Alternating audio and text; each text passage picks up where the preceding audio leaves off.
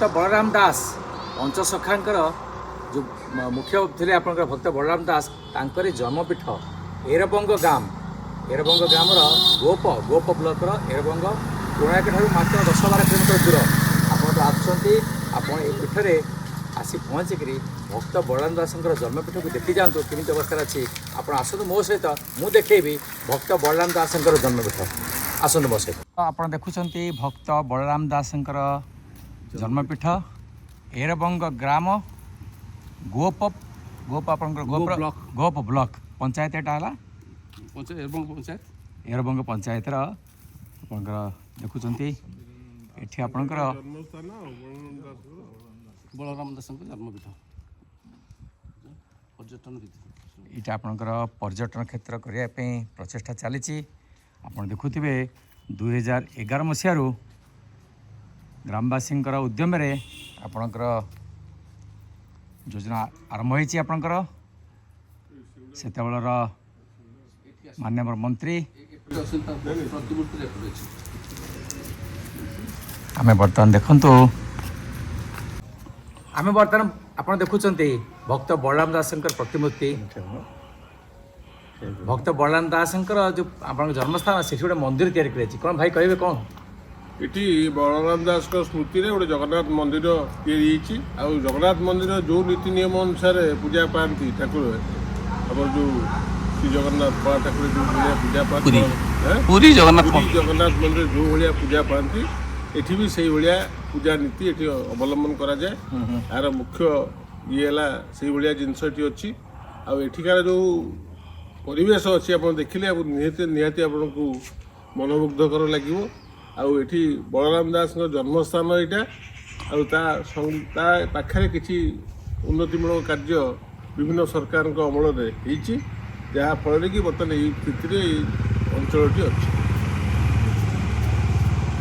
आस देखिए भीतर मंदिर प्रांगण अच्छे आमर बंधु मैंने अच्छा आम भाईना भी अच्छा आमर मंदिर पाखे रोकवा ग्रामवासी भी अच्छा कौन कहे भाईना कौन ना कौन मनोरंजन दास आपण रवींद्रनाथ प्रधान आपण आछंती बुलिया भी मंदिर डॉक्टर विश्वजीत महापात्र आपण हिमांशु जनसाय अच्छा कौन कहे आपण आपण भाईना कौन ये विश्वजीत भाई कौन कहे आपण ये जो मंदिर यहाँ पंचसखा बोली आम जो ओडिया साहित्य संस्कृतिर जो गोटे परिचिति अच्छी सारा भारत में कहूँ सारा विश्व में कहतु जो पंचसखा भाव में अच्युतानंद दास अच्युत अनंत जशवंत जगन्नाथ बलराम पंचसखा भीतर बलराम दास सबुठु बड़ बड़ बा ज्येष्ठ बहुत किसी दान अच्छी ओडिया साहित्य संस्कृति को जमीक जो रामायण को तुलसीदास को जो रामायण ताकू से प्रथम ओडिया अनुवाद करते जार की नाम है दांडी रामायण अच्छा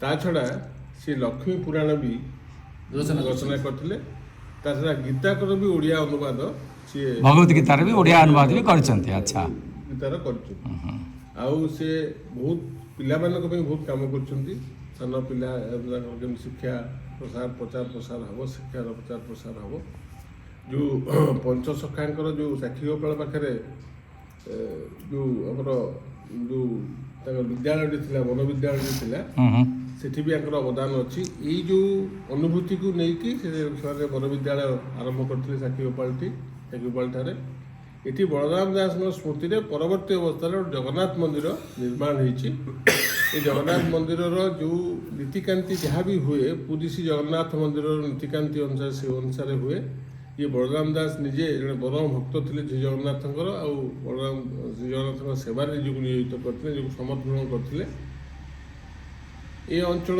जिते लोक अच्छा जिते जनसाधारण अच्छे समस्त बलराम दास चरित्र सारा ओडिशावासी भारतवासी भी आम गर्व और गौरव अनुभव करुँ ये जो जगार जो परिवेश ये परवर्ती अवस्था विभिन्न सरकार समय आर किसी उन्नतीकरण कराई यार किसी पुनरुद्धार कराई जहाँकि बर्तमान यही स्थिति अच्छी परवर्ती अवस्था बर्तमान सरकार चाहिए तार आहरी भी उन्नतीकरण करें गोटे पर्यटन स्थल मान्यता भी से विषय पचारे रवींद्र भाई तो पाख गाँव आसुँच कौन कहे आपंकर ये पीठ विषय एक्चुअली ये पीठ ବଳରାମ ଦାସଙ୍କର ଆମେ କିମ୍ବଦନ୍ତୀ ଅଛି ବା ଆମେ ଜାଣିଛୁ କିଛି ଯେ ବଳରାମ ଦାସଙ୍କର ଜନ୍ମପୀଠ ବୋଲି କୁହନ୍ତି।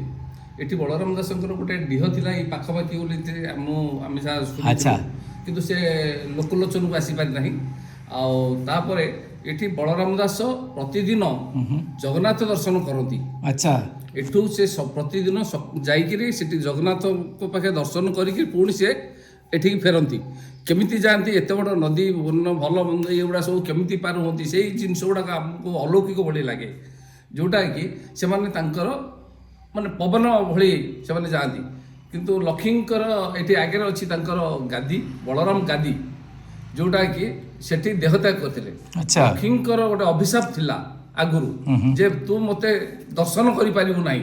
ଆଚ୍ଛା। ଯୋଉ ଗୁଣ୍ଡିଚା ଯାତ୍ରାକୁ ନେଇକିରି ଗୋଟେ କିମ୍ବଦନ୍ତୀ ଅଛି।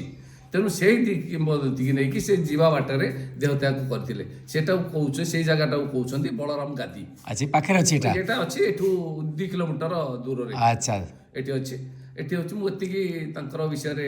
ଭାଇନା ଭାଇନା କେତେ ବର୍ଷ ହେଲାଣି ପୂଜା କରୁଛନ୍ତି ଏଠି? ଆସନ୍ତୁ ଭାଇନା ଏଠିକି ଆସନ୍ତୁ। ଆପଣ କେତେ ବର୍ଷ ପୂଜା କରୁଛନ୍ତି? ପୂଜା କରୁନାହାନ୍ତି ଆପଣ? ଆପଣ ଆପଣ ପୂଜା କରୁଛନ୍ତି, ଠିକ୍ ଅଛି। କ'ଣ କହିବେ ମନ୍ଦିର କେତେ ମନ୍ଦିର ବିଷୟରେ ଟିକେ କୁହନ୍ତୁ ଆମକୁ। କେତେ ବର୍ଷ ହେଲାଣି? ମନ୍ଦିର କ'ଣ ବଳରାମ ଦାସଙ୍କର ଏଇଟା କ'ଣ ଏଇ ବିଷୟରେ?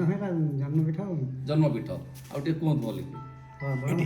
ଏଠି ଏଠି କ'ଣ କ'ଣ ପୂଜା କରୁଛନ୍ତି ଜଗନ୍ନାଥଙ୍କର ସକାଳୁ? ସକାଳ ବାଳକ ଭାଇ 30 ଜଣ ବ୍ରାହ୍ମଣ ଏଠି। ଆଚ୍ଛା।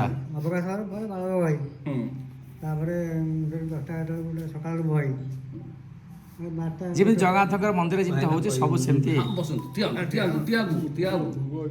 ବେଳକୁ ଦି ପଟ ଭାଇ, ତାପରେ ମନ୍ଦିର ପଡ଼ି ଯାଇକି ତେଣୁ ସମସ୍ତଙ୍କର ସହଯୋଗ ମିଳିଲେ, ମୁଁ ଭାବୁଛି ସରକାରଙ୍କ ସହଯୋଗ ଏବଂ ଗ୍ରାମବାସୀ ଯେଉଁ ଅଛନ୍ତି ସମସ୍ତଙ୍କର ସହଯୋଗ ମିଳିଲେ ଏଇ ଆଗାମୀ ଦିନରେ ଏଇଟା ଗୋଟେ ବହୁତ ବଡ଼ ଆକାରରେ ଗୋଟେ ପର୍ଯ୍ୟଟନ କ୍ଷେତ୍ର ହେଇପାରିବ, ଆକର୍ଷଣ ଜାଗା ହେଇପାରିବ। ବହୁତ ବହୁତ ଧନ୍ୟବାଦ।